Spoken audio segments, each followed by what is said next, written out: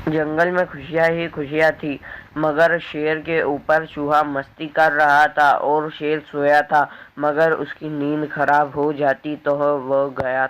चूहे को लगता है कि शेर उसके ऊपर से जगने वाला है, इसलिए वह धीरे धीरे कर कर के नीचे उतरने लग जाता है, मगर वह कामयाब नहीं होता।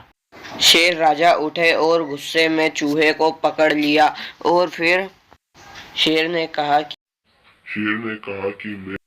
छोटे से चूहे ने कहा, नहीं शेर राजा, मुझे मत खाओ, मैं तो एक नन्ही सी जान हूँ, मेरा तो दिल भी छोटा सा है, कुछ तो रहम करो। मैं तुम्हारी एक ना एक दिन तो मदद करूँगा। शेर, अबे नन्हे से चूहे, तू क्या मेरी मदद करेगा? मैं ही तेरी मदद करता हूँ। मैं तुझे खा लेता हूँ, तेरी आधी जिंदगी तो चली ही जाएगी। शेर ने चूहे की जिंदगी बख्श कर दी, क्योंकि वह एक ना एक दिन उसकी जरूरत तो शेर को पड़ेगी, क्योंकि वह जंगल का राजा है। एक दिन शेर जंगल में शिकार करने के लिए निकला, मगर शिकारियों के जाल में फंस गया। उनके नीचे लगे हुए पेड़ों पर चिपकने वाले ग्लू से चिपक गया।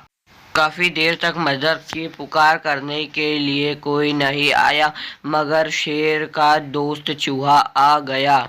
चूहा दौड़ते दौड़ते शेर के पास जाने लगा।